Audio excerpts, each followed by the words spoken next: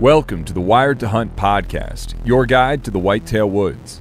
Presented by First Light, creating proven, versatile hunting apparel for the stand, saddle, or blind.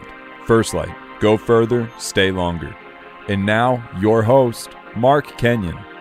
Welcome to the Wired to Hunt podcast. I'm your host, Mark Kenyon, and this week on the show, I'm joined by Ross Hausmann to dive into his 3-year story chasing a deer known as Big Potatoes.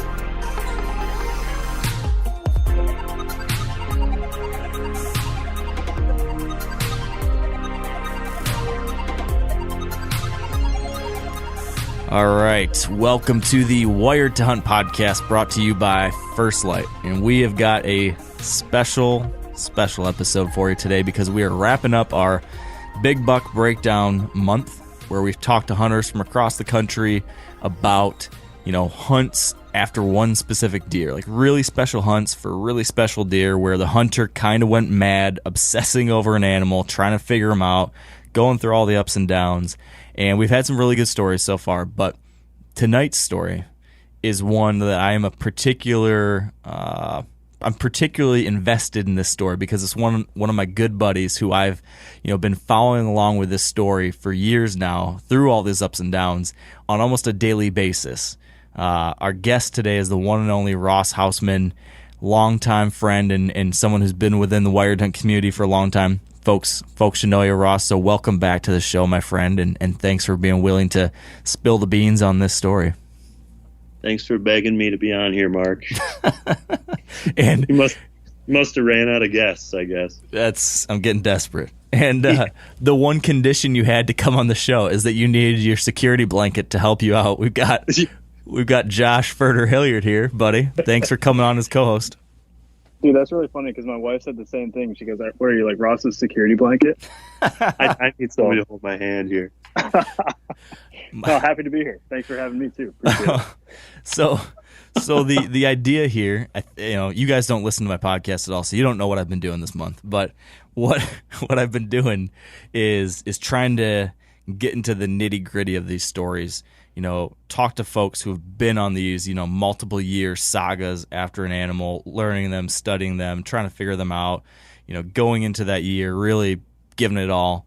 And I kind of want to, dig into the mind of that hunter, figure out how they did what they did, what their strategy was, how they were thinking and feeling throughout all of it. So Ross, basically imagine like you are sitting on a couch at the therapist office and I'm about to ask you like all the awkward questions that you want to keep inside of your mind. I'm going to ask you to verbalize these things. So that's what's in store today. Are you in your security blanket game for that? We're ready. Okay. So Josh, before we get Ross talking here, is there anything that the audience should know about Ross and his personality or anything about him in general that we need to know as context for the story we're about to hear? Because you and I know Ross. If anyone's I'm not even going to do that. If anyone's seen some of our video episodes way back in the day, you'll know Ross. But Josh, what does everyone need to know about Ross as we get into this? Gosh, Ross is. I was thinking about this earlier. He is very much like super analytical. Can very much overthink or like. I shouldn't say overthink. Just think deeply about what he wants to do when it comes to deer hunting. So I think that's part of the reason why you two are such good friends. I think you guys are very similar in that aspect. You guys just go about it, keeping track and making decisions a little bit differently. You guys each have your own way of doing things, but to get there, you guys both very analytical. I'll leave it at that. Yeah, I thought Mark, you were setting this up to be a roast there, but Josh was like actually pretty nice there. So thank you, Josh. Security blanket, you're doing a great job. Yeah, he was way too easy on you there. If only we had Andy on the show with us, things would be a little different. Yeah, there's a reason we didn't ask him to be on. Yeah. Okay. So yeah, I would say I'd add a couple things about you, Ross, that you're gonna have to just grin and bear as we lead this out. So yes, Ross is a very analytical hunter. As Josh said, we've all been buddies for a long time now. We've been able to follow Ross's hunts over the years, and there's a few things I know about Ross. Number one, Josh just said it. He's going to be thoughtful and careful and strategic with his hunts. He doesn't hunt often. He does a lot of work in the off season, but it seems like when the actual hunting season is here, he's very, very tactical with his strikes. There's some years where it's like he doesn't hunt at all, and then bam, he hunts once or twice, and then his season's done. He killed his buck, and he's consistent in that. Like every year, it seems like he always gets his buck. Of everyone in our hunting group, Ross is one guy who I just count on. It's gonna happen. Ross will get a deer or two, no question. Like Peter, I don't know, but Ross, he's gonna get it done. This was one year where we were sweating a little bit. The story at least led to us sweat on that assumption. So Ross is consistent. He's tactical. He is very analytical. But one thing I have noticed about Ross is he can sometimes and we all do this. I do this sometimes too. But his stress level really skyrockets real quick. Like he frequently is like, oh yeah, he's getting the season going and he's holding off for a buck and everything's all great. And then as soon as we inch closer to November, in past years, Ross all of a sudden is panicking that he hasn't got his deer yet because it's almost November. And then before you know it, he's freaking out. So Ross has a tendency to get really overexcited about things too on occasion. Is all of that reasonably fair with a little exaggeration, Ross?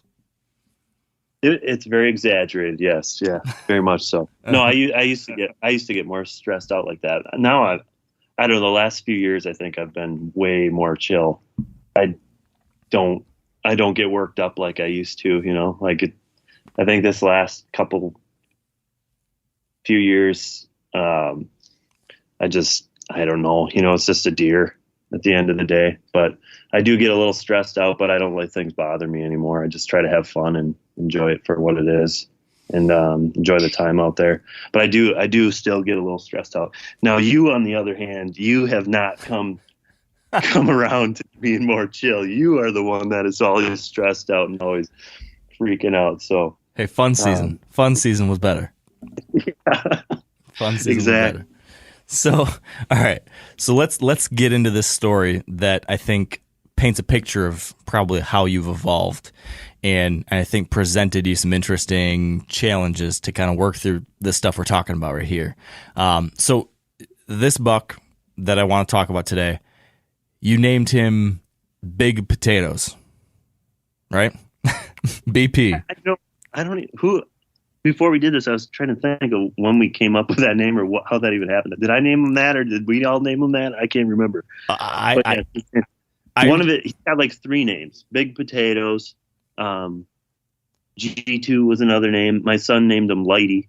So he's got like 3 different names. But Big Potatoes was a very popular one. Yes.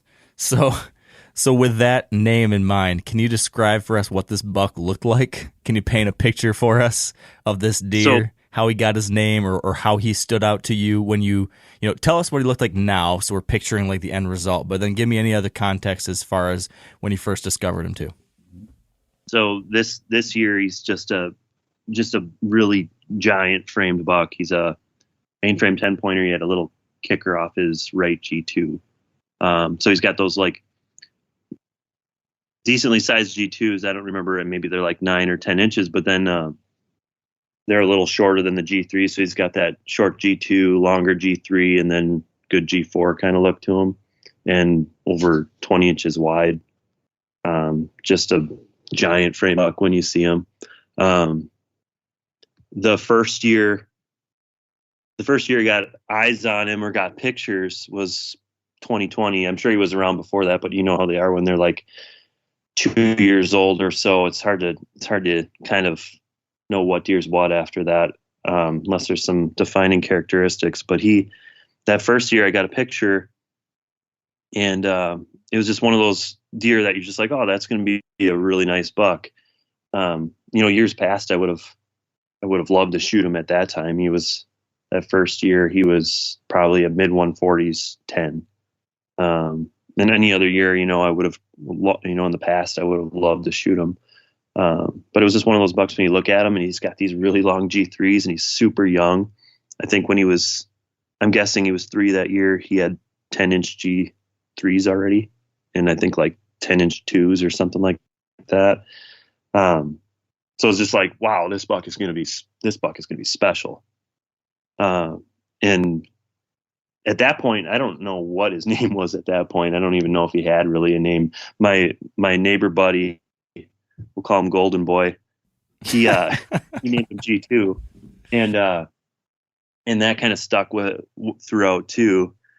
But then I think with you guys, we named him Big Potatoes because sometimes you guys thought he had a huge body, which sometimes when you have big potatoes, it makes the meat look small, kind of thing. So, so I don't know if that's how it came about. I don't remember, but so then from there on out, it was that year I was like, oh no, that buck wasn't on the radar. That was 2020, and he was just off. He's just going to be one of those awesome up-and-comers. And then then the next year came, and he kind of blew up. So before you go to last year, I have a question for you when it comes to like these really awesome 3-year-olds. This is something that I've been asking some of the other guys about, and something, that I was thinking a lot about this year too. When you get one of these 3-year-olds that shows up, like a younger buck that just seems to have a ton of potential, and you're at a point in your hunting journey or whatever you want to call it where that's not a deer you're going to target right now. Do you do anything different when you see a buck like this around? Do you stay out if you think where his core area is? Do you stay out of it more often because you're hoping he'll stick around and survive, or do you start paying extra attention to him in any kind of way, or doing anything different with his trail camera photos or anything, knowing that he's a deer that you hope to target someday in the future? Just taking a lot of notes with like the trail cam pics, and just being observant. And then, that first year I had some great encounters with him. I got to see him get into like a gigantic buck fight at like 40 yards, which was just unbelievably awesome. I still remember when I was sitting there in that tree, and I thought he's just such a special buck, and I see him fighting in front of me, and I always it's like your kids, and he's like playing football, and he's just getting his ass beat, and you're just watching him as a parent on the sidelines, and you're just like, oh my gosh, honey, I hope you're okay, and this smaller act 8-pointer was just pummeling him, and I still remember that, and that was just awesome. But just like those encounters, where they were at, what he was doing, had another encounter with him at a different stand site, kind of cruising through a bunch of visuals, and you just kind of putting that in the mind for future reference. I don't stay out or anything. Usually it's sharing something with a buck that, another buck that I would have been targeting. Like that year, there was another buck that was a really nice buck that I was hunting, and I really just focus on them. I don't really think about the other bucks that much, but just taking note with the trail cam pics, and then I usually use all that information for the next year. So big believer in the whole. If they're in this area at this time of year, there's a very good chance they're going to be in that same exact spot the next year, same time. Yeah. I've seen that over and over again. That kind of stuff is what I really play off of. Yeah. Like, where did I see him? What time of year? What was he doing? And then use that for the next year and my decisions. So I can't remember, and yeah, you're just got to remind me here. So moving into 2021, did you decide for sure, like leading into that year, like, yeah, absolutely, you were going to target him last year, or were you even thinking about passing him last year as well? Oh man, it was like 50-50, because so last year he was 172-inch buck probably, and I'm finally to a point where I'm like, I can finally let deer go and not care. You know what I mean? Like in the past, you just want to shoot, and I finally got to the point in my life where I'm like, I don't really need to shoot anything. I just like having them around. I like seeing them grow, and I like seeing them get big. And so last year I thought, with my buddy Golden Boy, so we thought, he's probably 4 and we should let him go, and he's got a good chance of living, because everywhere he has been and everywhere, everywhere he's at has been in an area where he probably can make it through the season. He probably can make it through gun season. And so we kind of made the decision to just let him go. But it was still in my mind, like if he walks through a 20 yards broadside and it's a 170 some inch buck, like, man, it's going to be hard to stay disciplined with that. So that first time I went out that year, I think it was like the 22nd of October. I had a fantastic hunt. Started out slow. One of those like cool mornings, sun was coming up, and the deer kind of started trickling in a little late. And I saw 2 bucks coming through, and one was this mature 8-pointer that just big bodied 8-pointer, not going to be much bigger than like 130 inches ever. He's at that time, I think he was 4 years old. And then I see Big Potatoes. I see him standing there with this buck, and I see this 8-point just bristle up and just push him off. And at that time I was like, oh no, you didn't, because I was like, okay, if this little 8-pointer can push this buck off, I'm like, man, I bet you it would probably be a good idea to shoot this 8-pointer if he comes by me. So this was the first sit that year, and I grunted at him, and he comes in like he's got a chip on his shoulder. I mean, big body, he's all posturing, and he just kind of sidestepping through at like 18 yards, and I shoot him and kill him. And then that pretty much ended my season right there. So it made it easier for the rest of the year because I didn't have to tag anymore. But it was one of those things where I was like, I'm gonna pass him, but man, it's gonna be tough. But I was happy with my decision to shoot that 8-pointer because I didn't. I kind of wanted him to feel comfortable in that area. I didn't want him being pressured by other like mature deer that maybe were smaller racked. I wanted him to hang around there. I wanted him to be kind of comfortable, kind of thing. Was my thought process. Whether that is made a difference or not, I don't know. But that's kind of how that played out. Have you ever found that to, in your years hunting this spot and some of the other places that you've had, a decent amount of time hunting, have you ever found that to make a difference in any kind of way you can notice? Like, this isn't a huge property. You don't have some monstrous farm that, only you have access to. You're hunting relatively small stuff here. I guess what I'm getting at is that kind of idea, trying to take out like a bully buck to keep a high potential buck in the area. Does that even have a chance of working on a small piece like this? Have you found that to be the case? I don't know. I think so. Because there's usually a few bucks, but I'm definitely privileged to live in Iowa. I worked really hard to get down here and have the opportunities I have, but man, I mean, it doesn't get much better. But with that said, in my area, a vast majority of the bucks that get to be mature bucks are not big racked. Like a lot of them, there's a tremendous amount of 8-pointers that probably aren't even Pope and Young. Like there's just not that many big bucks. And I talk to my buddies about it a lot, and then we always wonder, you always have these up and comers that are like, man, that's going to be a nice buck, and they just disappear. They don't stick around. They leave, and a lot of times the ones that stick around are these big fat 8-pointers, which are nice bucks, but they're not really the big rack bucks. So I don't maybe burning some tags on those bucks would help kind of get some of those other deer to stick around. I don't know, but I have no idea if it will help in the future. But there's usually like one big rack buck in the area, and it always seems like those 8-pointers. And there was this 10-pointer that was like, well, it was Benjamin Buttons, right? Oh boy, the story of Benjamin Buttons. So he was like, he's always busted up, and this year he was busted up again. And so this year I really do feel like he pushed Big Potatoes out of the farm. I think he kind of had the run of the place when the rut came around, and I think he was a fighter. I got pictures of him last year, big bloody scar down his back. He's all busted up. He broke all of his tines off, and this year he busted off both his G4s, and he kind of was the buck that I was seeing the most of the rut this year. and Big Potatoes kind of just vanished. So I don't know. Maybe there is something to it, but further, can you really quick give us the rundown, like the honest truth of the Benjamin Buttons saga real fast so people know this buck that we're talking about? Can you share what happened here? Yeah. Okay, so this buck. Yeah, so No, not you, Ross. Not you, Ross. I want Josh. Oh, Josh. Josh. Oh, man.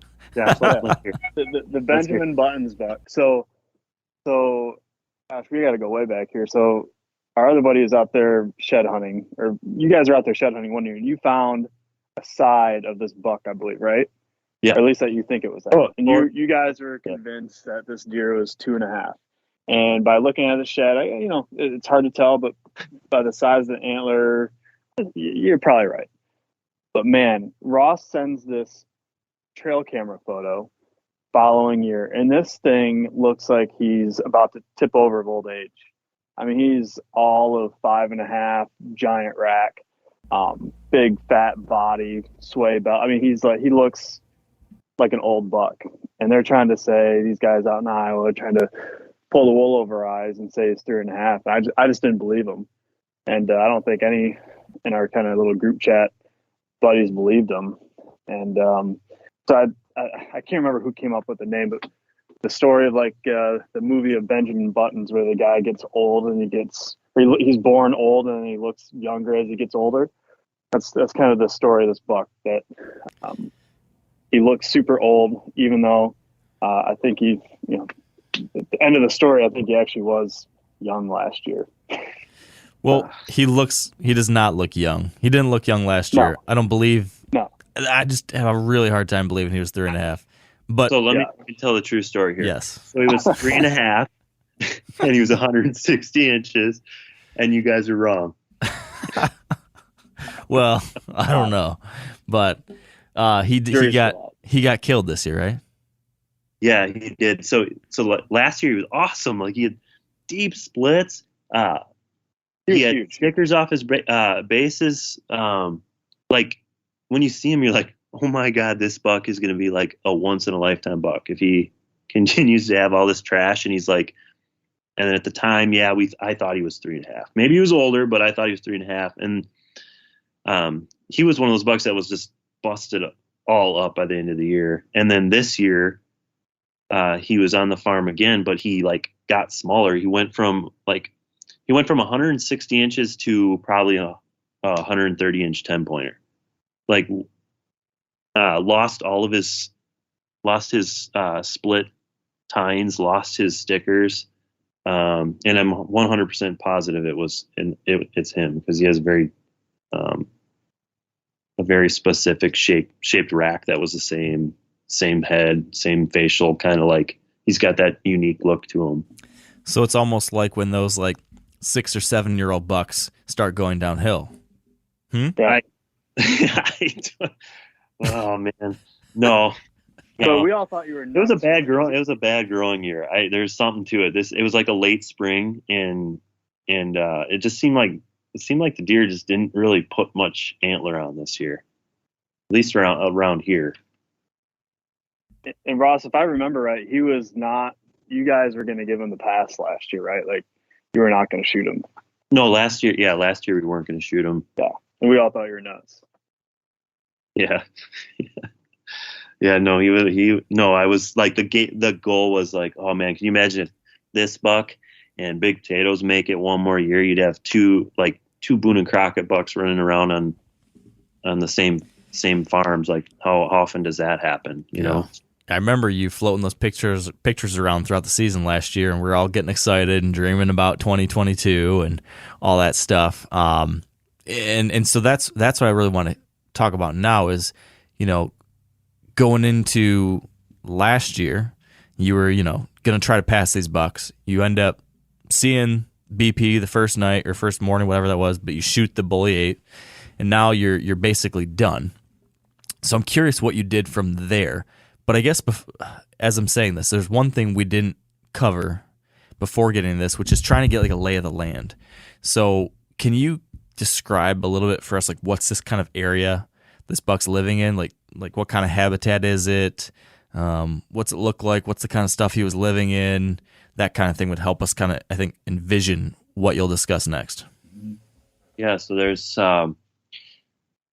in this particular farm, there's like 50% timber, 50% CRP. Neighboring farm has, a lot of edge, a lot of timber and CRP as well. There's it's a very big section, lots of cover, a lot of native grass. It's just a rolling hills, rocky ridges, kind of really cool diversity in that sense. And the property that I'm hunting is kind of long and narrow, hard to access. So it takes a little bit of, got to be a little careful getting in and out. Access from the north, and getting back into the timber, back into the cover, or where the deer are at is kind of tough in the afternoon. It hunts best in the morning. The property kind of like purges the deer out into the crop fields at night, and getting in the mornings a lot easier. You can get in as they come back in, but it's a lot of diversity, not great access. Just a beautiful place. Yeah, it really is. Okay, so with that picture in our mind now, we're in 2021. You shoot the big 8-pointer. Your archery tags filled. What was your game plan from that point on? Now, knowing that BP was alive as of that day, you were really, really hoping he'd make it through the year, and you're thinking, man, I've got the chance for buck of a lifetime next year if he survives. So did you start scheming, planning, doing anything that fall? Did you at any point think, man, I should be scouting and still watching the property, or were you doing anything to start preparing yourself already in October or November for the next year? I just mainly kept running cameras was the main thing. I had a lot of cameras out, just to kind of get information for next year. It's a big giant community scrape in the back of the property that usually gets the most activity. You can see kind of every single buck in the area will hit it at least once. And then I had cameras kind of in and around different kinds of doe bedding areas to keep track during the rut. But besides that, I had a great time just hunting with buddies, and being a part of some other hunts that were just fantastic. I just was trying to enjoy myself and cross my fingers that he made it pretty much. Didn't start really doing more scouting and stuff till after the season. I kind of stayed out of there quite a bit. I did drive in a few times. Josh was with me the one time we kind of went in the property, and we bumped him out of one of the best areas there, which kind of put that in the memory bank. Other than that, kind of just staying out and using the trail cam pics for the next year. So you mentioned a community scrape that you put a camera on, but can you what are your camera setups like otherwise? Are they all on these scrapes near bedding areas and stuff like that? How many do you run? Can you give me any more details about what this kind of strategy looks like for your in-season cameras? I'll put cameras on some of the fields, like the crop or the food sources. Definitely different. When you're on cameras, it's hard you don't really get you don't get a lot, and a lot of times they can be kind of deceiving or misleading. But I'll put cameras in and around the food sources, just to get inventory and just see what deer are using what food sources, and then I'll have cameras I leave back in the timber I don't really check or touch.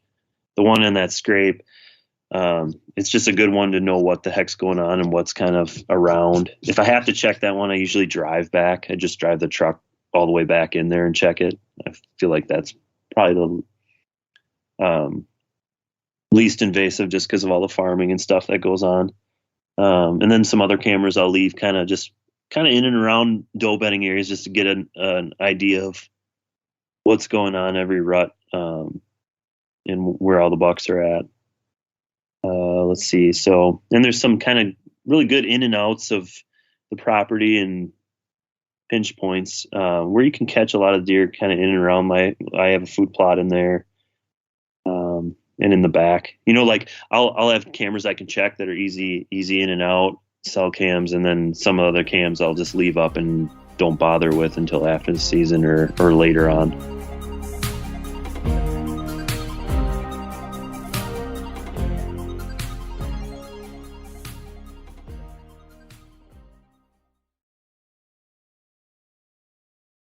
Okay, so you get through 2021, you're watching cameras. I remember every time you get a picture or check cameras and saw he was on there, you were giving us the alert that he was still alive. You were super stoked about it.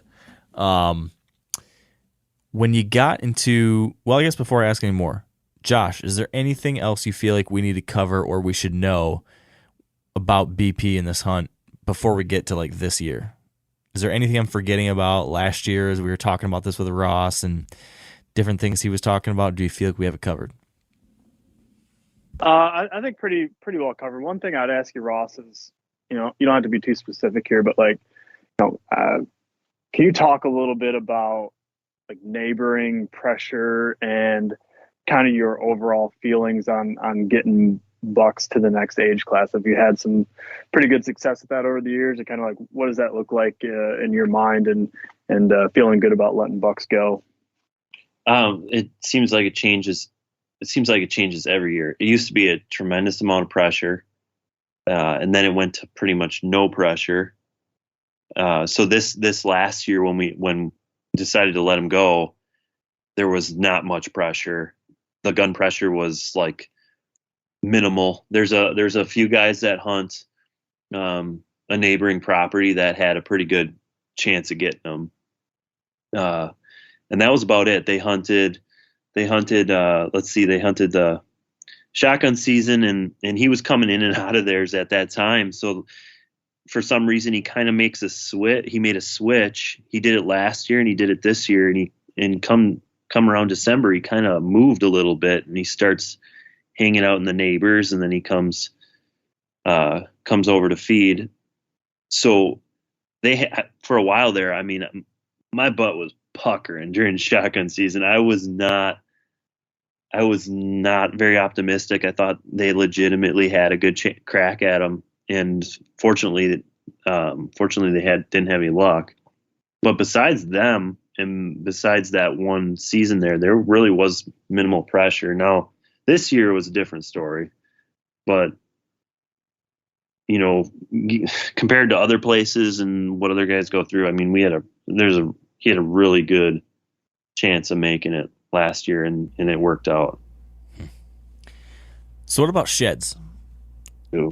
Shed hunting for this buck's antlers. I can't remember, honestly, if you found his antlers or not.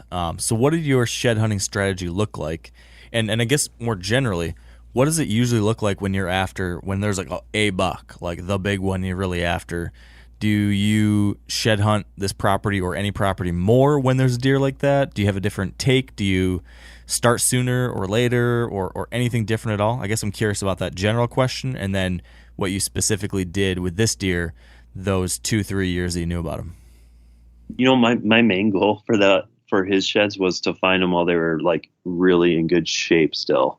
Like my biggest fear when you get a big antler, you're trying to find that really nice shed. When they shed, the dang squirrels like get to them so fast if it's in the timber. Yeah. So actually that last year I just had the cameras going like the whole, through January, February or whatever.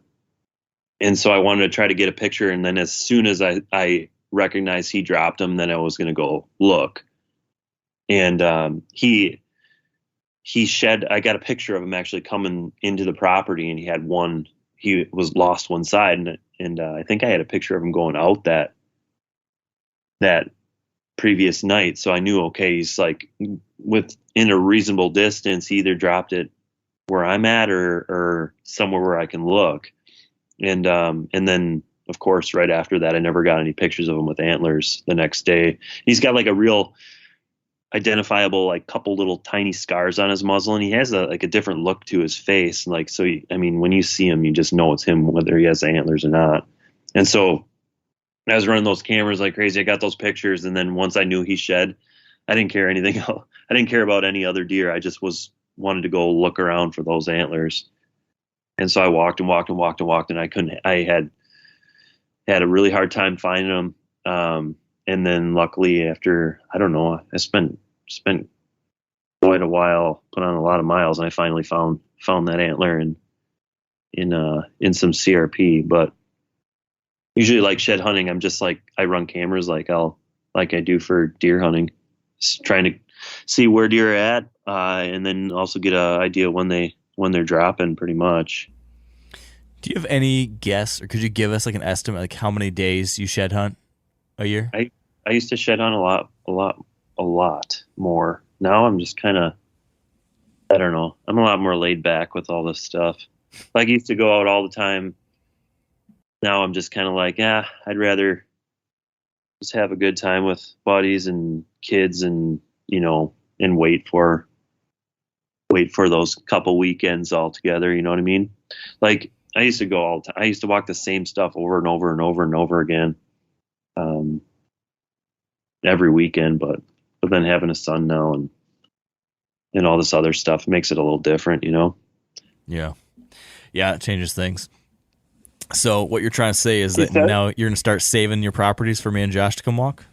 Well, having a shed palooza would be a blast. I honestly, honest to God, like I'm just getting to the point where I don't care about, they're just deer, and I already got so many antlers. I don't really care about them anymore. I'm getting to the point where they just need to go, Mark, he says all that, and he's already sent us a picture of a shed that he's found this year. Yeah. No, like this past week. He's already been shed hunting. It's in January. Mm-hmm. Oh, that was a group effort. Peter found that one, but it was a good time.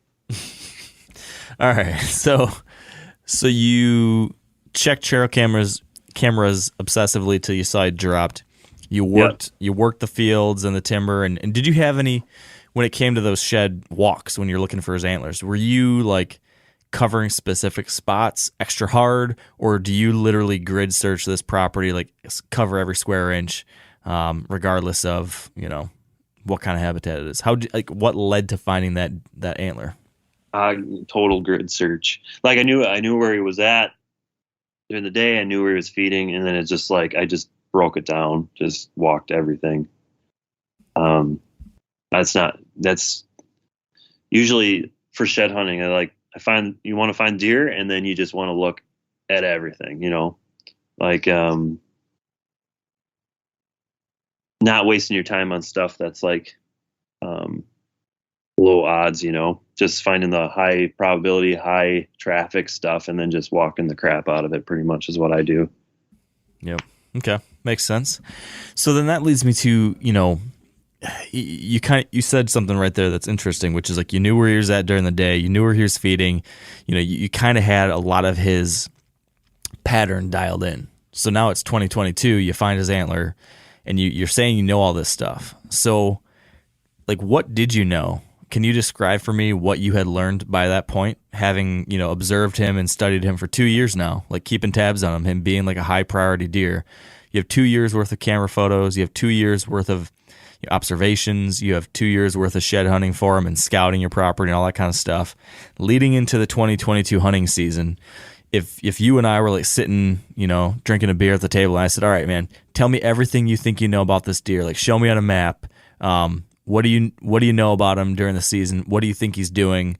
And how do you think you're going to kill him?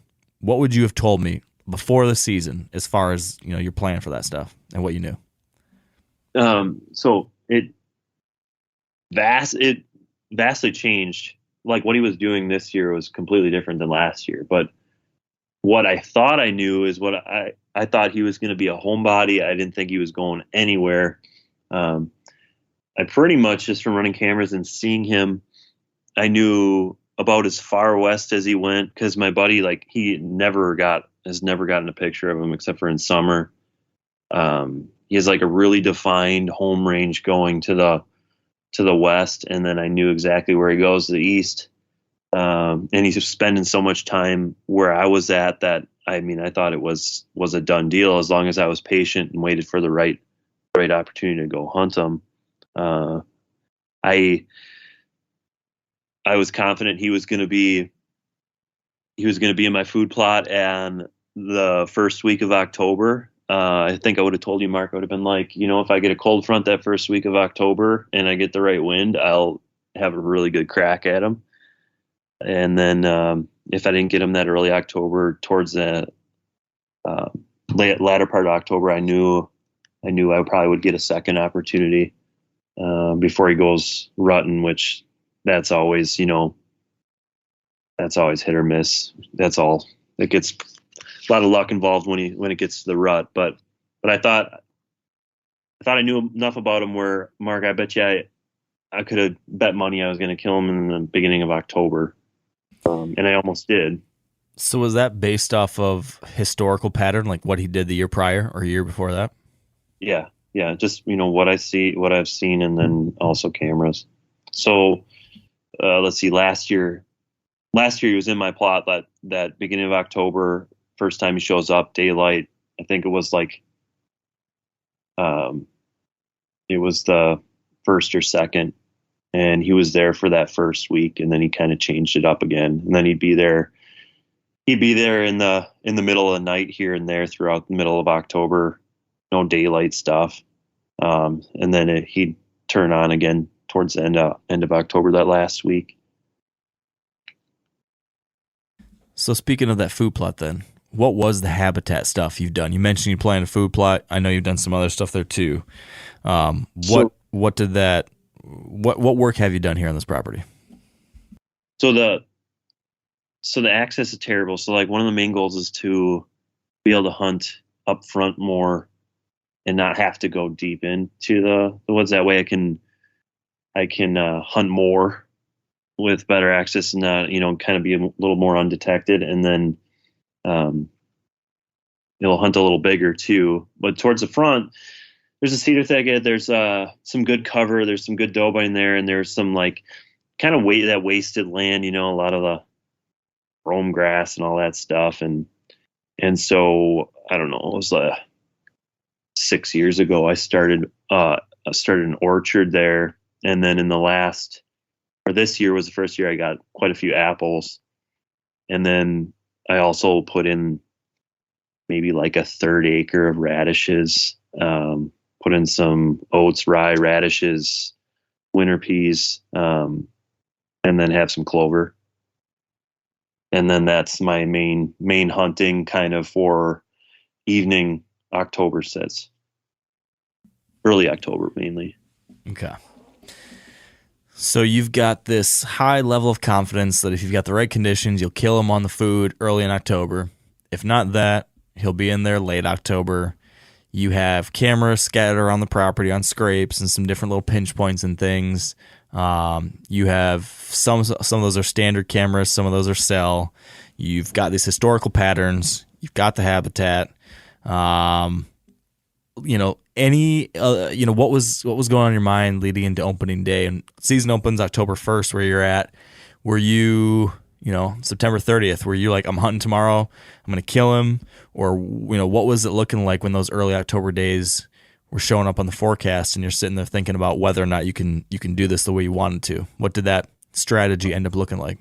So I think it was the end of September. It was September 28th. He showed up on the plot, and I'm like, oh, perfect, like perfect timing, And then you look at the forecast, and we had, I think maybe you guys got it over in Michigan too, but we had an awesome cold front at the beginning of October, but we got plagued with east winds. Yeah. And I swear to God, those east winds were like, I don't know if they were like 7 days straight, and it wasn't like there was no variability. It was the same crap over and over and over again.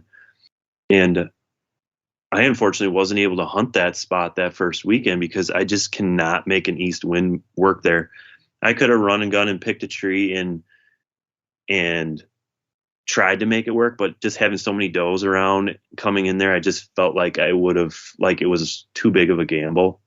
And I decided to wait. And, of course, then later that night I get, I have my cell cams set up to send me pictures at like 8 o'clock at night or whatever. And then I'm sitting there after I didn't hunt, and here he is walking right right into the plot on daylight.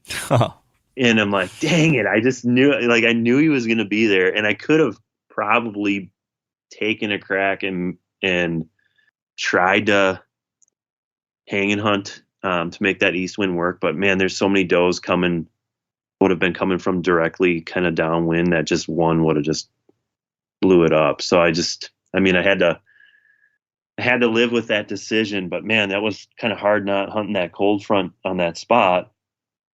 So he showed up, and then looking at the forecast, I think that next weekend when I would have been able to hunt, it was another kind of a cold front. I think it was going to be in the 50s again, which was pretty good for October, if I remember right.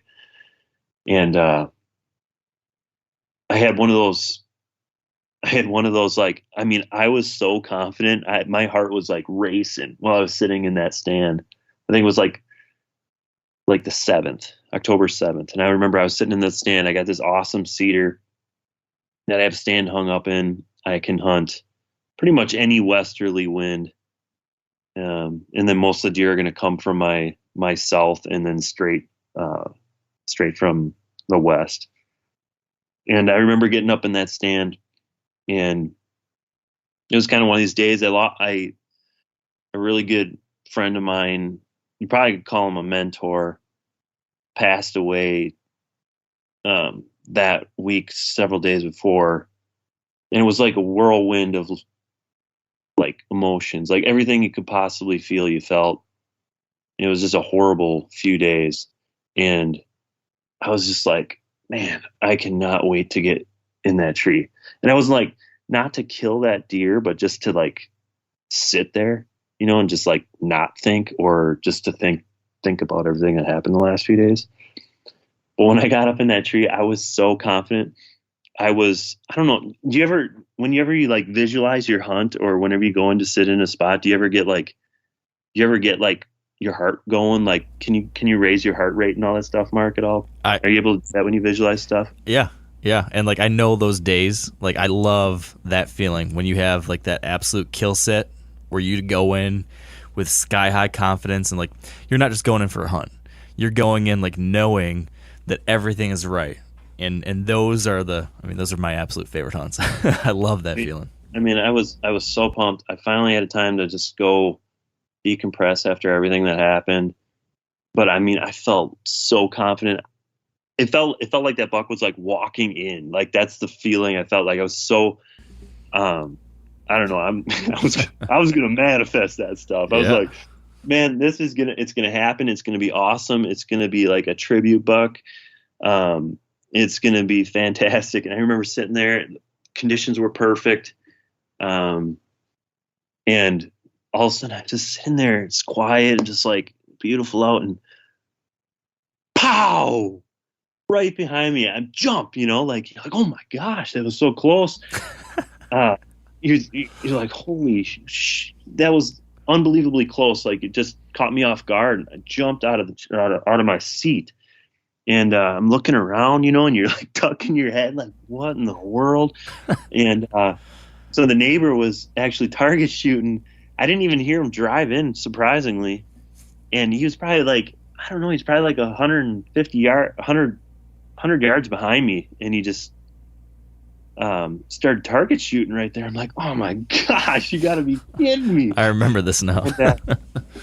I was like, oh, this is horrible luck. But I mean, I wasn't mad. I wasn't like disappointed. I was just kind of laughed at it. Like, you could just like, what the heck? Like, all these places to shoot, and you chose to come back here and shoot, And so I then at that point I was like, well, I know deer are going to come out still, and they hear gunshots all the time because everybody at all these farms are always shooting guns, but dang, that was too close to the food. I'm like, there's no way he's going to come out tonight. And I'm like, I just got to get out of here. So I just bailed. So my first hunt, I didn't really even do anything. I just sat up in the tree, got my heart rate up by just thinking about the hunt, and then I got it blown out. But the awesome part is that night then I got a picture of Big Potatoes on the camera there. So I'm like, awesome. He probably wasn't very close. He's still comfortable coming in. He didn't come in that night. We're still good. Didn't get burned up or anything like that. So then I'm like, you know what? I'm going in the next day. So I tried it the next day, one last time. And I saw two really awesome 3-year-olds. I had a fantastic hunt, but he just didn't show. So 2 days in a row. 2 days in a row, October 7th and 8th. And one of the things I feel like I always think about when hunting like a spot like this, a relatively small property, when you're after one deer, is this like worry of like blowing him out of the area, because he's the only deer you're really after, and so if you screw it up, then you're really in trouble. So I'm always, me, you've heard me talk about this, I'm pretty paranoid about going in about hunting too much until it's like go time. So you've now hunted 2 days in a row in early October. Were you thinking, man, I'm just going to keep on hitting him every time the conditions are right? Or at this point, did you think, okay, I got to back out and wait till we get to that second period that you mentioned being late October? Like, where's your head now? I was gonna burn that up while it was still good, and then, which I think, I'm pretty sure it's hard to remember back, but I think I think the whole dang month of October was east winds. I mean, it was just horrible. Like east, northeast, the absolute worst winds for hunting that. If I would have had better conditions, I would have hunted it until I burned it up pretty good, I think, right there, and then just waited till end of October. I mean, when it's hot, it's hot, and I feel like you got to hunt it. But I think those first 2 hunts were the best hunts I had, best chance I had, and then I'm pretty sure after that we got plagued with more east winds, which didn't work for there, so I had to go try some other stuff, is what happened. All right. Josh, what are you wondering about at this point? Anything you remember during this period of his texting to the group, his questions, his worries, his concerns, or anything you're curious about? Yeah, I totally forgot about the whole target shooting incident. That jogged my memory, but that was funny. Have you heard anything in the neighborhood about any sightings? Was there any concern there about what other people were seeing them at that point? No, I know people knew about them. I think the neighbor did. There was a buck on one of the roads that was people were seeing all summer long, and geez, everybody in the dang county knew about it. It was just insane. It was like, oh, this is crazy. And we didn't know for sure if it was him or not, but then in October, I didn't really hear anybody talking about him. And then after those early hunts, no, there was it was pretty quiet. All right. So then what happened next? Walk us through the following days as you're checking the forecast and trying to decide, do I hunt, do I not hunt? Take us through the next eventful moments. So I don't keep spreadsheets like you, Mark, so it's really hard to recall some of this stuff. You gotta get with it, buddy. Sure the weather in October was just like the most god awful hunting weather I think we've ever had. Besides that first little bit of October, it was, if I recall, it was just terrible. And I think I just was patient and just wanted to wait it out until it got a little bit better. And I didn't really hunt until the end of October. I think it was like the 25th. I finally tried to go back in there, and I actually went to that same food plot, and I went in the morning, and I was hoping, it's kind of like in a transition area. So if he was out feeding in the fields, as the deer come back through, they'll kind of stop, they'll do a little browsing, and they'll keep working their way back through, is what the goal of that spot is. So it's good in the evening, it's good in the morning. So I got up in there really early that morning. I think it was the 25th. It was like very light northwest wind. So it was northwest. So it was kind of like that just off wind. Kind of blew just on the other side of the fence, down the fence, not really where he should be coming from, or deer for that matter. That the fence kind of acts as like a barrier. I figure I can pull that off. So I got set up in there, and it was kind of quiet. I had a small 8-point buck come through, and then some does. And I don't remember what time. It might have been like about 8:30. All of a sudden, I heard that unmistakable clanking of antlers on branches. Like when I heard it, I was like, "That's a buck making a scrape." And I had no idea what buck it was at the time, and it was off in the distance. So there's like a big cedar thicket, and he was in that cedar thicket scraping a tree. And I see him just step out of that. Like you get some thick cedars; it's kind of dark in there. And he like just walks out of that cedar thicket and stands there really tall, like and upright. And it was just like super cool. And I pull up my binos and I look at him like, oh my God, there he is. And so he popped out, and he's also already on the south side of me. So he's supposed to be coming from the north to the south, but he got past. He's already south of me. And so these does were kind of down in this little dip in between me and him. And he walks out, and he's just, you can just tell he's like super cautious, and he comes out, kind of bumps the does a little bit.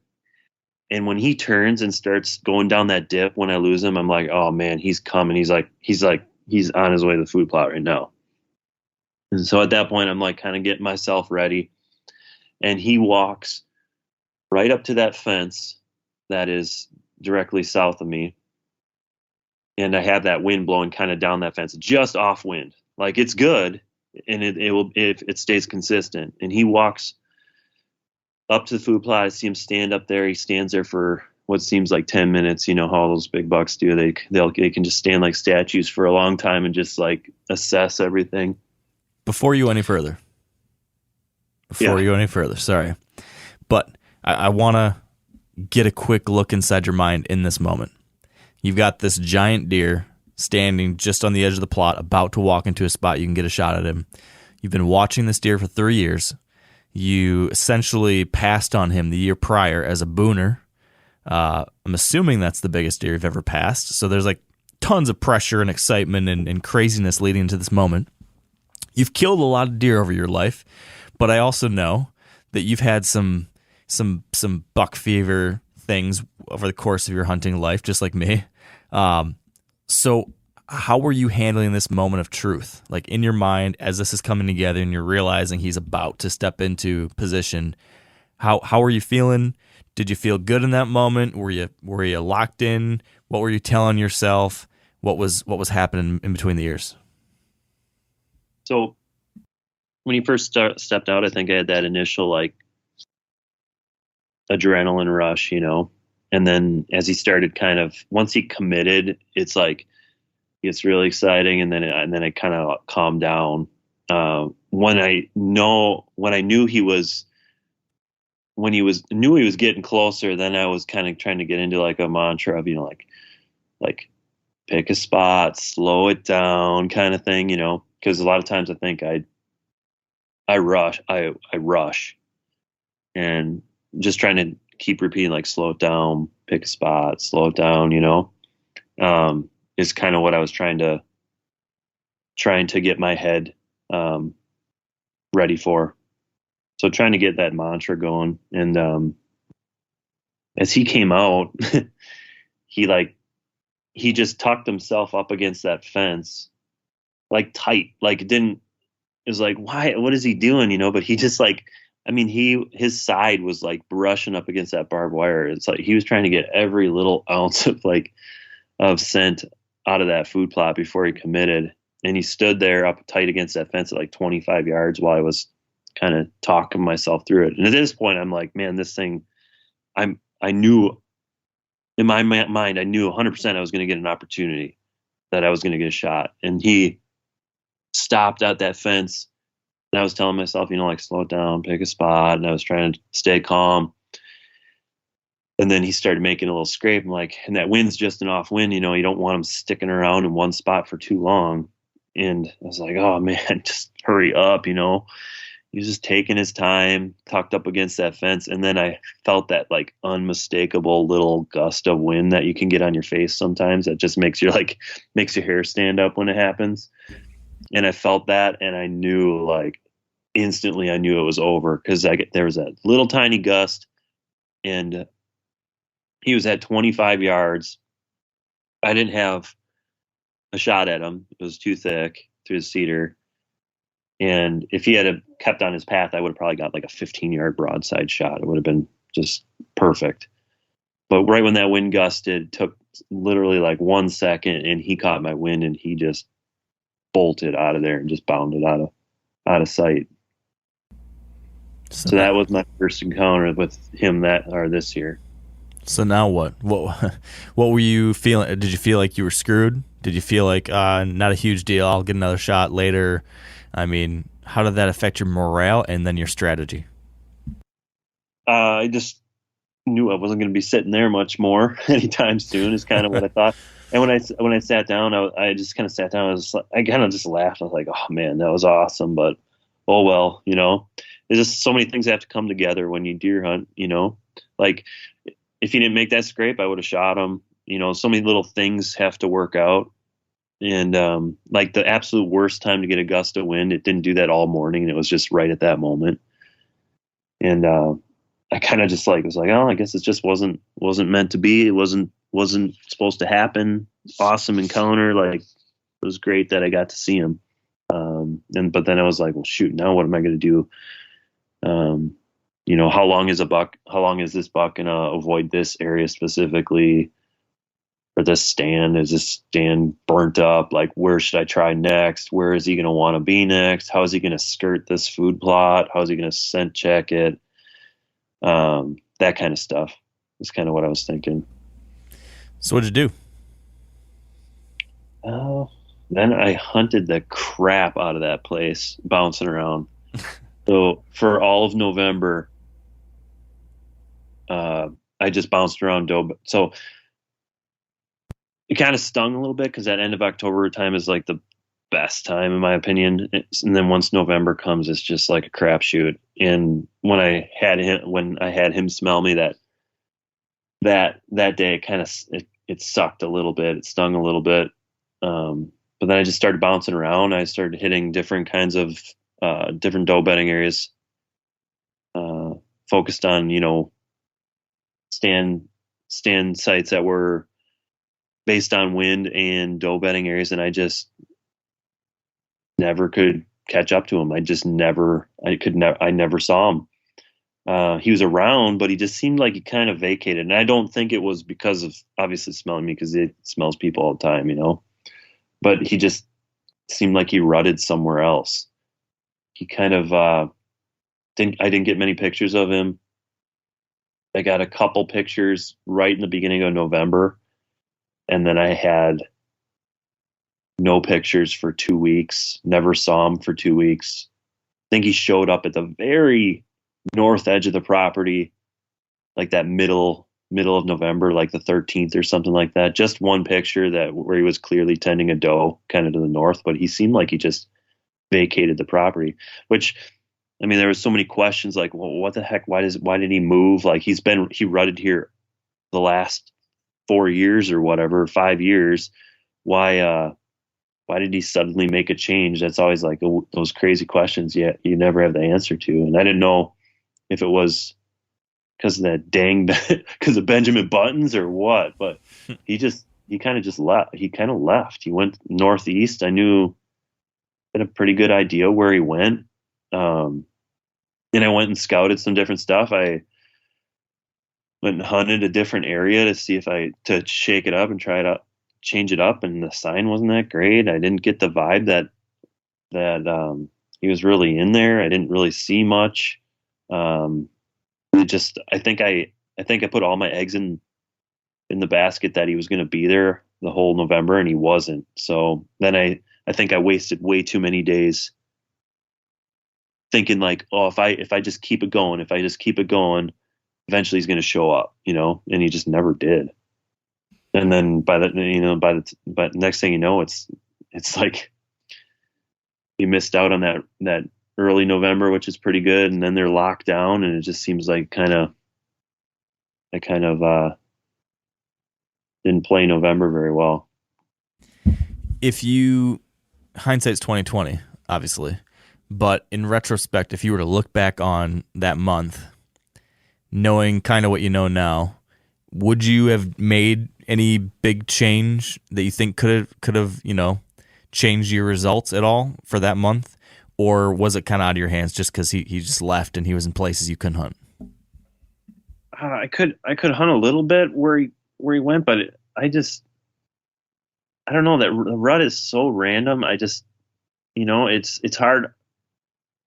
The last few years, it's been more about like hunting a specific buck, and it just seems like once November comes, it's like, oh, it's kind of like it just sucks. Like if you want to shoot a nice buck, gets you excited, not a specific buck, then November's awesome. But man, when it's a specific buck during November, it gets pretty tough.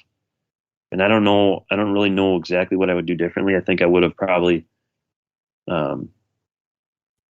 tried to bounce around a little bit more, but elsewhere, maybe on some stuff that I had permission on. I tried it, but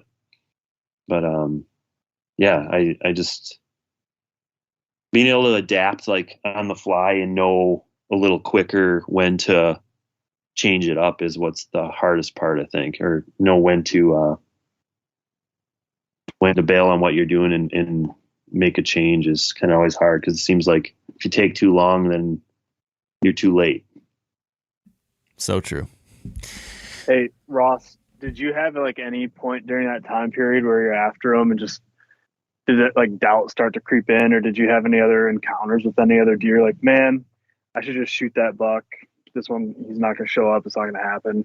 What was kind of like your mindset? No, I was pretty much, I was set on just shooting that deer. There's a lot of young deer around that should be really awesome in the future. And I didn't really have my heart set on anything else there. The only thing that would have changed that is maybe if I was hunting some public or something this year, and I would have changed my standards there. But Benjamin Buttons was the one that was kind of running the show around the farm, and I had him broadside several times, and he was very visible. And besides him, it was kind of a ghost town. That's why I kind of got the vibe that maybe he was actually the boss buck in that area. And there were also some dogs running deer all November or all fall too, which was pretty tough. I mean, could that have had played a role? Yeah, probably. They were running deer pretty regularly. One time I was sitting in the stand and had them run through. And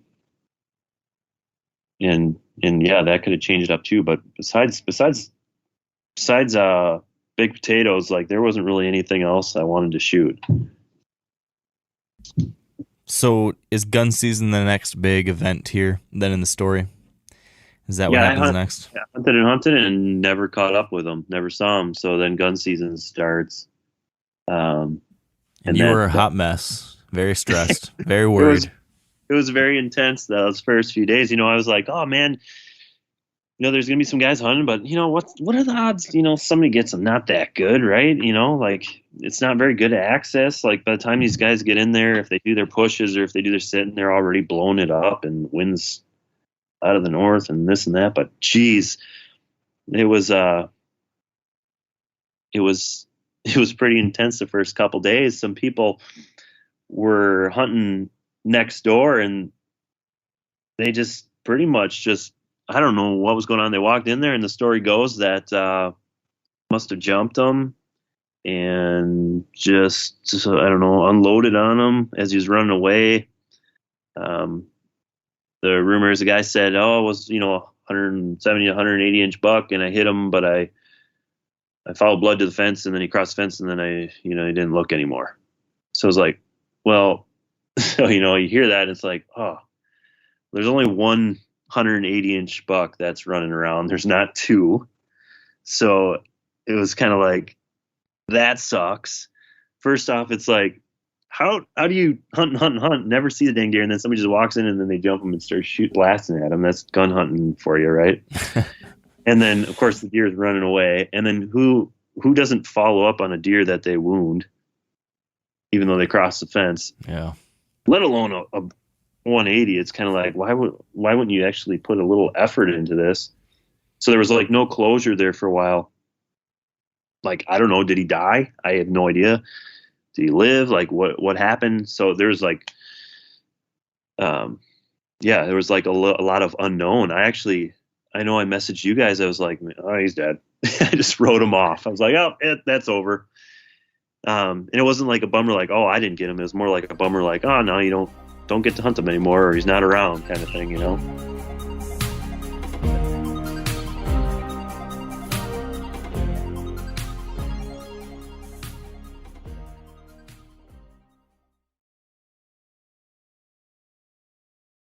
Give me a little more, like, no BS. You've been very optimistic. You've been very sunshine, Ross, in your description so far of how you've handled this season, Ross. I want the real story. Like, were you seriously like, oh well, he's gone, write him off, and just like on to the next one? Or were you laying in bed that night like cussing things out and stressing out and all that good usual Ross stuff? I was more mad at my wife. She didn't show me any sympathy. She didn't show me any sympathy. And like, even when I say what happened, she didn't even care. It's like she didn't even want to hear it. I was like, what the heck? That stung. That hurt. That hurt me deep inside right there. Like, what wife doesn't want to hear about this? And I need hugs right now. Uh-huh. But she no, really, it is what it is. That's how it goes. I mean, it sucks, especially when you try. It's hard to get deer to 5 or 6 years old. It's tough. Doesn't matter where you are, Iowa or Michigan or anywhere. It's tough. On small acreages where there's a lot of pressure. But I really, the passing of my friends and stuff like that, I mean, that even like, that put a whole different perspective on the season. Like my season was like way more, I kept things in perspective a lot better. And, when I heard that, it's just like, is what it is. And, just kind of move on type of thing. Yeah. That's good. I used to let that stuff bother me. It's not worth it. They're just deer. Yeah. Yeah. Having kids definitely helps with that a lot too. Oh, for sure. I get so much more value out of just like, hunting with, like, I get an awesome group of buddies down here. We all like share hunts together and just have a great time together. There's no selfishness or anything like that, and then, with you guys sharing stuff with you guys, and it's just way more fun. That like hunting camp kind of feel, like getting back to that stuff is just, that's where it's at. Yeah. So where were things going after this? You texted us. You said he's dead. We all kind of mourned for you for a while. We figured the story was over, and we kept on getting reports like, oh yeah, there's more guys this day, or you hear more stories of more guys the next week, or whatever it was. So at this point, Mark, I got to tell you. So then I got to say this too, because so he gets shot, and then there's this other buck, goofy buck.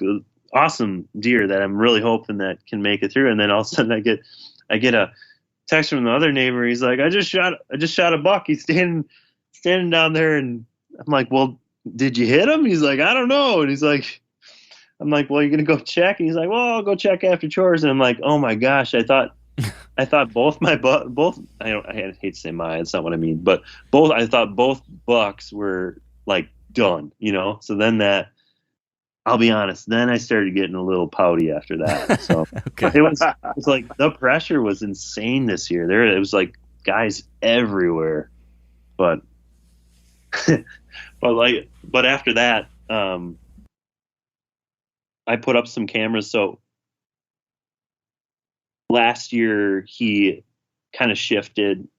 Like I said before, he shifts. Like in December, he shifted to a different area, and then he would bed on this one ridge, and then where I can't hunt, and then he would cross a different field and then feed into a bean and cornfield and whatnot.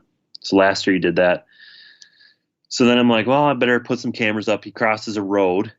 So I lined the road up with some cameras to see, let's see if something happens. And so you were clinging to a little hope then. I guess maybe, yeah. There's so many rumors. The one guy says he shot the buck, and then my other buddy says he saw the buck that same night.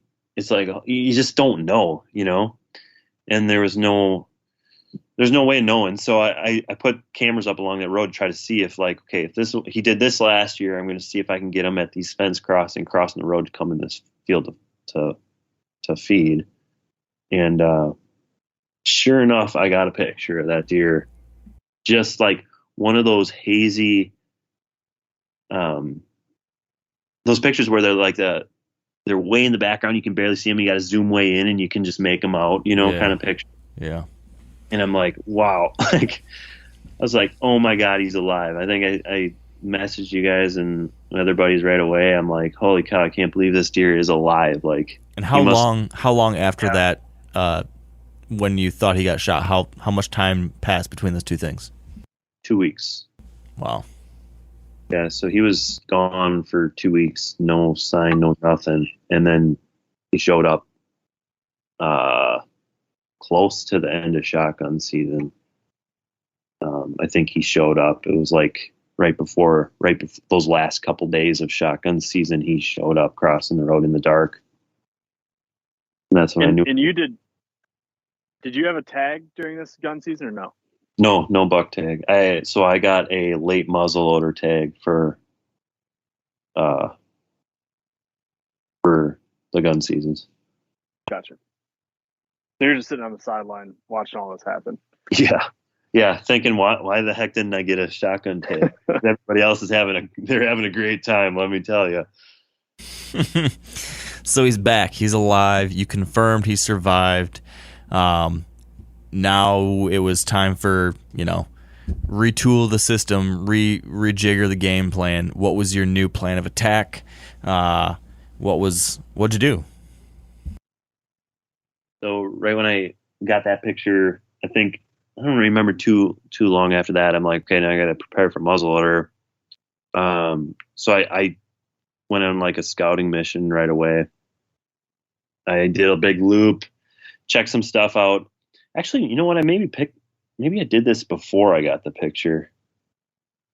I think I did this before I got the picture, but I did maybe there was a little bit of hope left, but I did a scout about and tried to figure out, okay, what am I going to do for muzzleloader?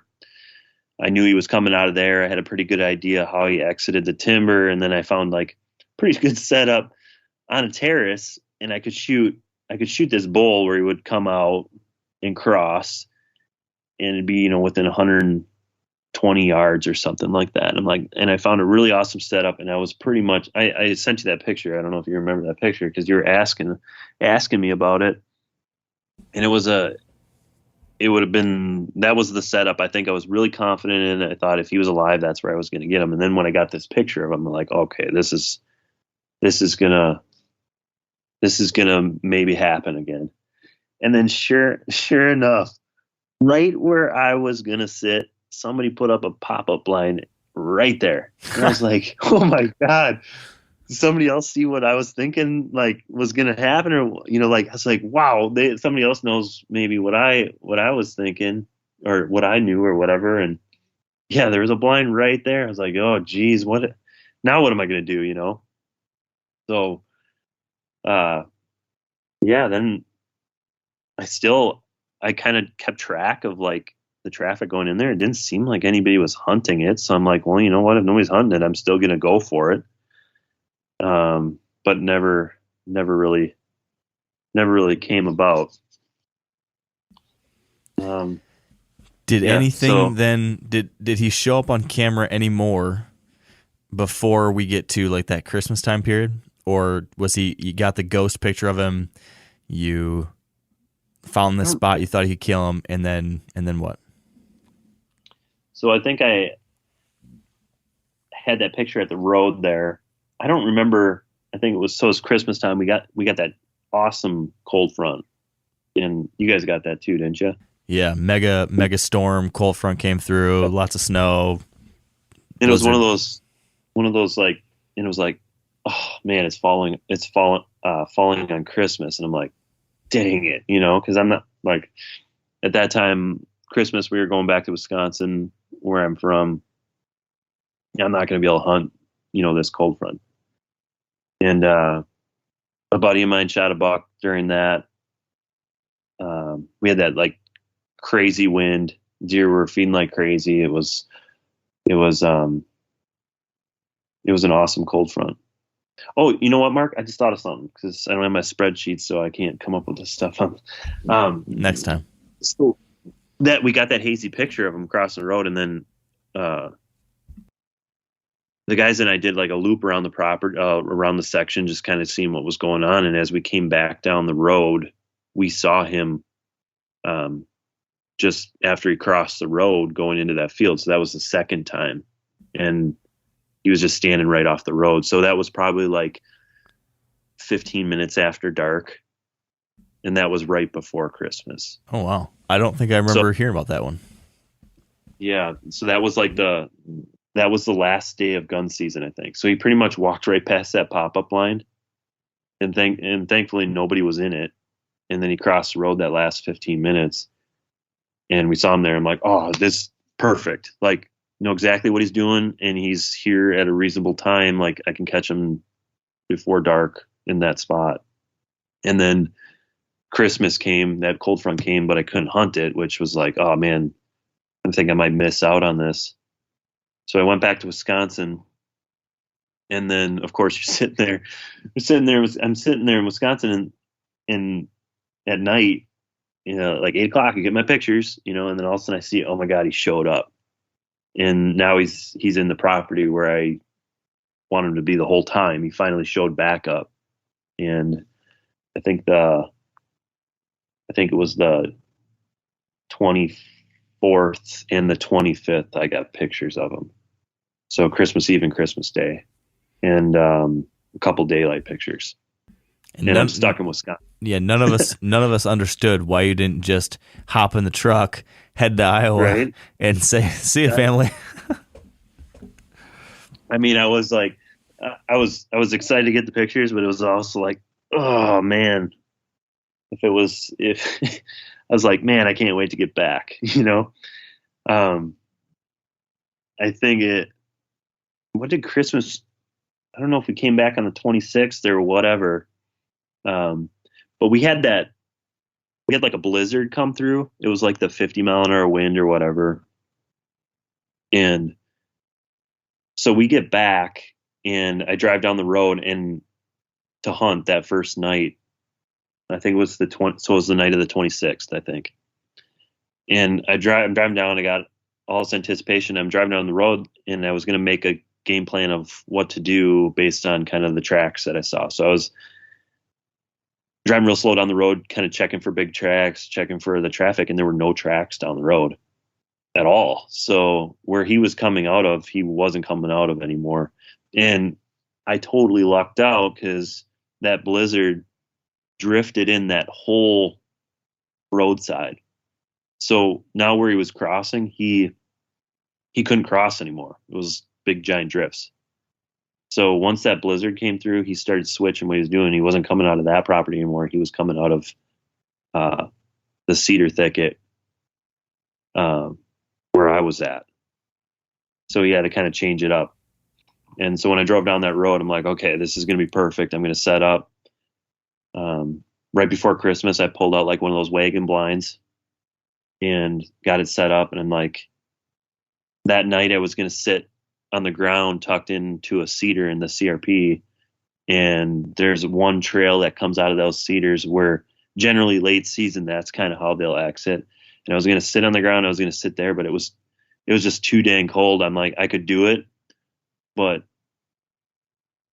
being still and all that stuff, man, I was like, I don't know if I can pull that off.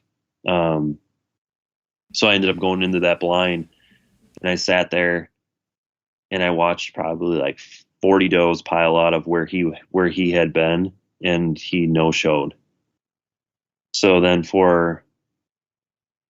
then you go through that like little bit of moment, at the end it gets dark and you're in that stupid blind and you're like, oh my gosh, should I get out now? Like, when should I get out? Is he coming out? Like, is his head poking out of that cedar thicket right now? Like, what do I do?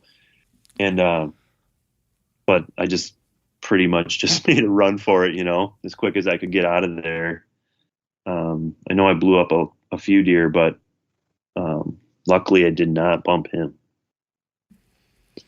So then, any questions on that?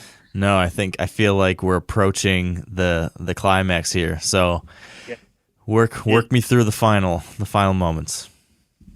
So that cold front ended that Tuesday. I think it was Tuesday, I'm pretty sure. And I still had that morning off. So I was going to make one last go at it. It was like that last, I think it was maybe 2 below that morning or something like that. It was that last really cold morning, cold night before we got the big warm up then. And then, looking at that extended forecast, I'm like, oh, this is going to be terrible. It's going to be in the 40s and it's going to be warm and just not great late season stuff. So I'm like, this is my last go at it. And mornings, like, I actually love late season mornings. I know a lot of people don't, but I've had a lot of luck mornings late season. And that property in particular, you can hunt late, you can hunt in the afternoon, and you'll see a ton of does, but you won't see any bucks. But if you hunt the morning, you'll see all the bucks. There's something to it. I don't know why that property is like that. I don't know if it's the layout or what, but in the past I've had a ton of luck that first 15 minutes as they kind of come through. So I thought, okay, this is going to work. I had a little bit of internal debate on where to sit. I was going to sit on the ground, if I should sit on the ground again. It was a south wind, so the wind was not great. It was blowing straight to the deer where they would be coming from. So I'm like, how am I going to pull this off? I got to get tucked in this fence. I was going to go kind of brushing along the fence and get that south wind kind of like blowing as far off of the deer's traffic as possible. But it was so dang cold, and then I had to get in there so early so I didn't bump any deer. I got there, I don't know, I got there like an hour and a half before light or whatever. And I'm like, there's no way I'm going to sit in 2 below for an hour and a half on the ground. And then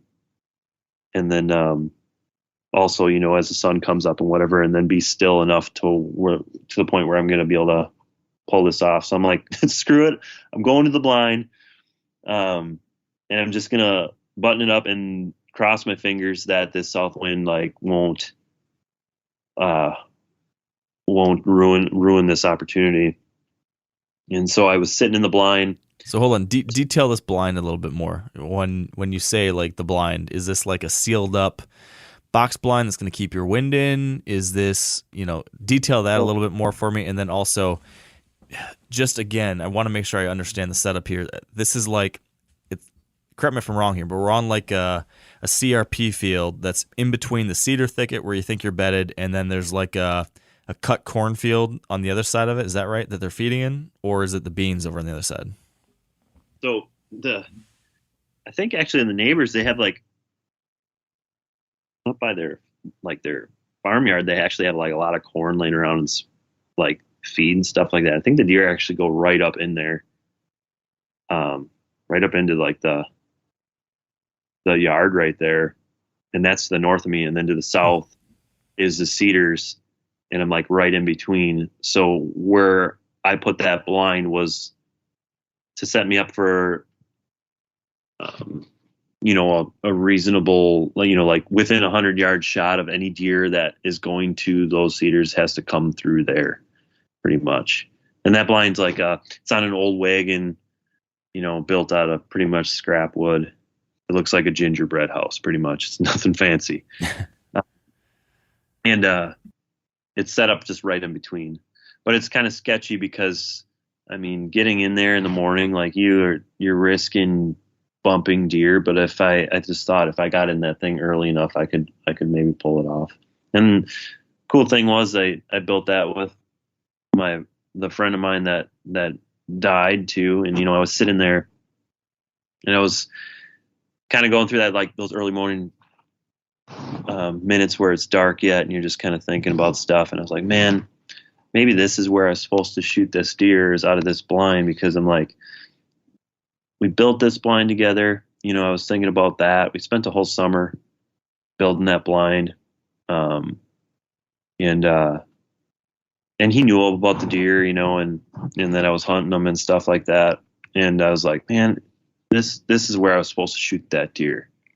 I was supposed to shoot that deer out of this blind. And I kid you not, like a couple minutes after that deer pops up over the hill just to the north of me in the beans and starts coming down towards me. I was like, oh my! It was like that initial, like, pull up binoculars and like, oh man, it's gonna happen kind of thing. And so he's coming towards me, and then of course at the same time, you got does coming out. And it's like, oh man, they're right downwind of me. I'm like, you got to be kidding me! Those does are gonna bust me. It's gonna blow it, because he's coming just off wind. He'll be fine. These does are right behind me. But for some reason, the wind currents or whatever the wind was doing, they weren't catching me. He comes up over the hill and he's heading straight for me. He's going to cross the fence, but for some reason, he turns and does a 90-degree turn and starts heading parallel to me. And I'm like, what is it? Like, oh, and then you start freaking out. You're like, don't do that, and he hits one of those drifts.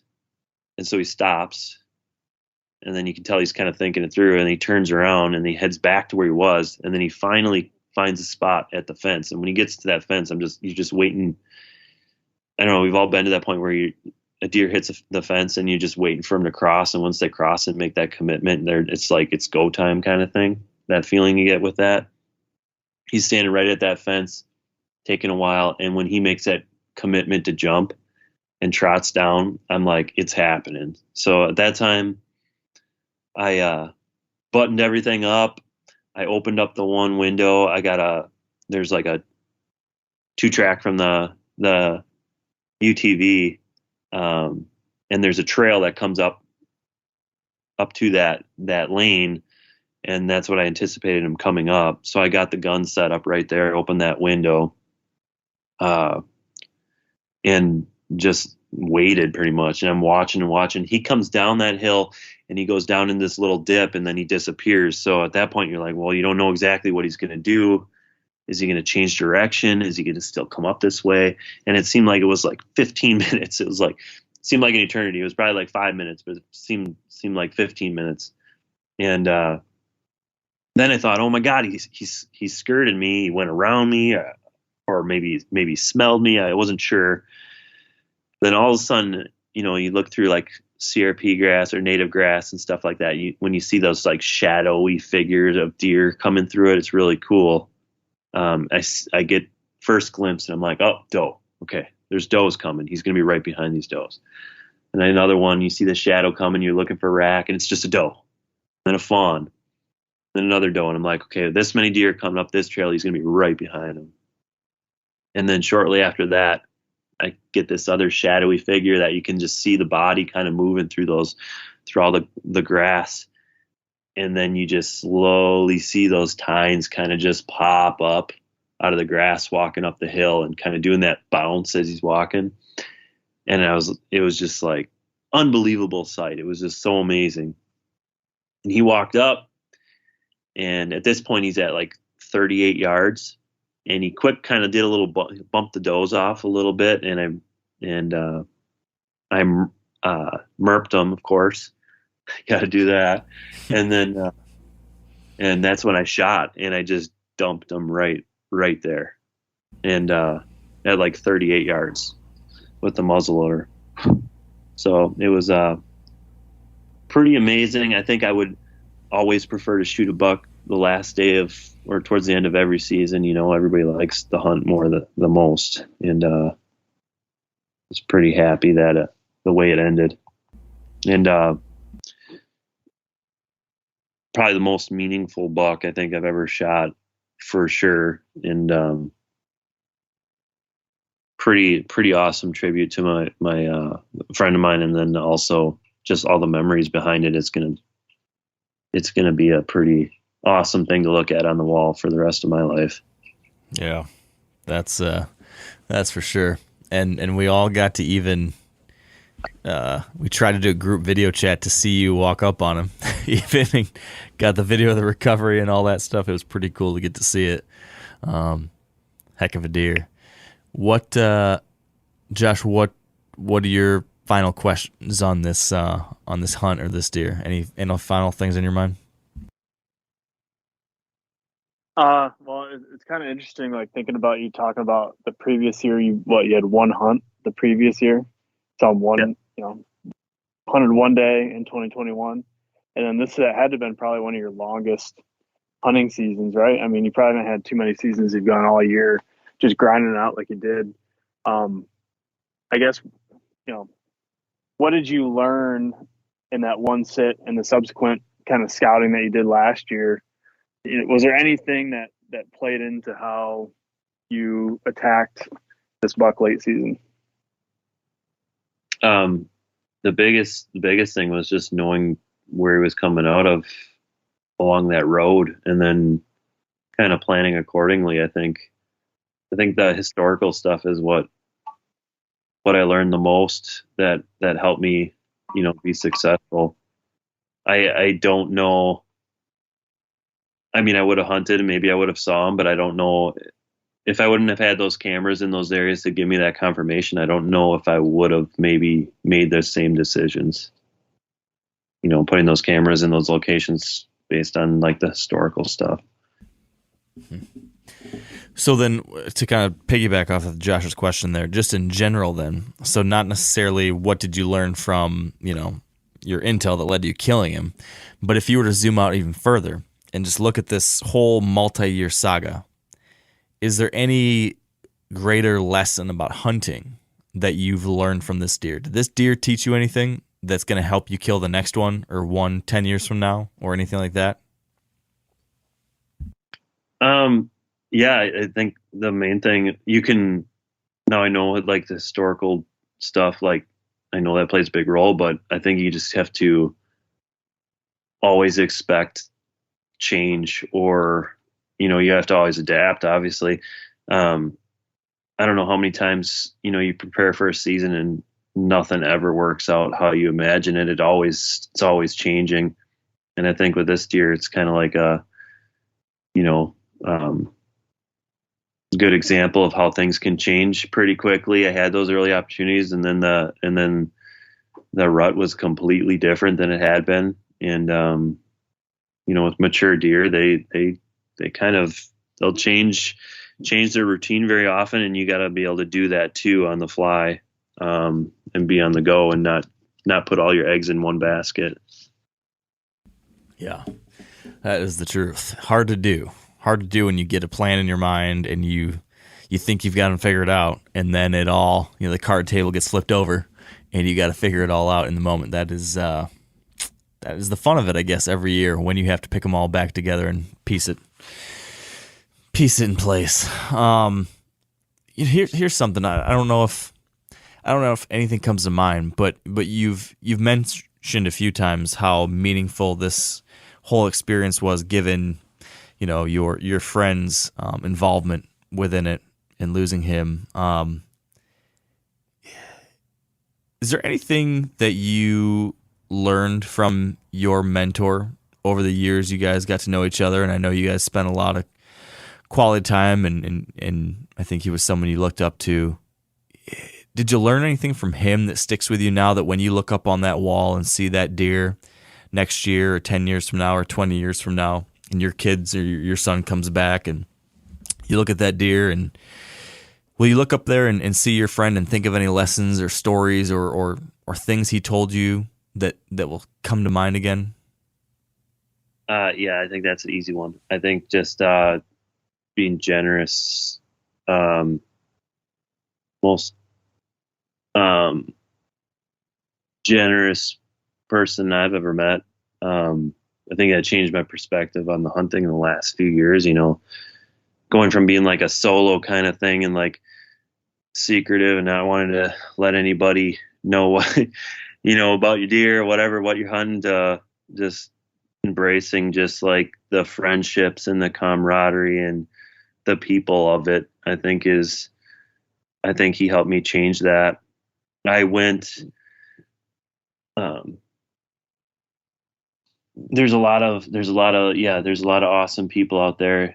He was one of them. And, I learned so much in the last, 15 years from him. He was like a mentor. And he kind of did so much for me that like he got me to the point where like hunting and stuff like that, I just want to be able to give back, in that respect someday. I think that's a big thing. Keeping it in perspective. He never was one to care about deer, He thought I was always stupid for wanting to get big deer antlers, and that kind of stuff. But yeah, I mean, he gave me so much. I just want to be able to give back now. I guess that's where I'm at, Well, that's a pretty special relationship you guys had, and an incredible like story that you couldn't write a story more kind of spot on for a storybook ending than this one ending the way it did. And I know me and Josh and all the guys have been very, very excited for it that this ended the way it did. And it was an up and down roller coaster year for you. And to have it end this way was pretty wild. Right down in the 9th inning, and somehow you made it happen. So congratulations, my friend. Thank you very much. It was definitely awesome. It was a season I won't forget. Yeah. Furter, any last thoughts? No, just like Mark said, happy for you, proud of you, how you handled the whole situation. It was not an easy one, and I think you handled it much better than maybe a Ross from 5 or 6 years ago would have handled it. So kudos to you for everything you've gone through this year, and the perspective thing is a big one, and something I need to work on too. So I'm happy for it, man. Heck of a buck, heck of a season. Yeah, no. We'll have to get you down here, Josh, since you'll be drawing a tag and Mark won't be at sometime soon to get you on a big one down here. I needed to shift my years away from the years that Josh hunts there, because he shoots the big deer before I ever get a chance at him. So I got to make sure I'm just totally separated by a full 12 months out there. He kills him the second day of the hunt when he shows up. Now the end of the story here, though, is that Ross, the big thing, the big pressure that you didn't mention here, the thing that was probably weighing on you more than anything, was that with our group of buddies, whoever doesn't kill a buck during a given season is entered into Buckless Mania, which is a free for all cage fight the next year during our turkey camp. And you and I managed to kill deer this past season, so we are immune from Buckless Mania. But there is one person on this phone call who has to enter the Viper Pit. Furter, how you feeling coming to this? Yeah, man, I better start training up. I've got some stiff competition. There's a lot of us that'll be in it this year, so it's gonna be a big cage fight for sure. We we went from maybe the best season we've ever had as a group. I think we all killed last year to just three of us now killing this year. So less than half the group, or more than half the group, will be in Buckless Mania this year with me. So fun times ahead at turkey camp. Ross, if you had to put your money on who's going to survive the cage fight, who's going to win it? Josh, don't take this personally, but it's got to be AB. Andy Bradley's going to whoop everybody. He's got those Mason forearms, just huge. Yeah, Josh didn't I'm probably stand just going to a run chance. the other way. I'll take whatever fate comes my way. I don't think I want to deal with Andy. He's got a bad right hip, so just stay on that side. There you go. Good tip. All right, guys. Well, let's wrap this one up. Appreciate you sharing the story, Ross. I'm glad we have to do this. Thanks, buddy.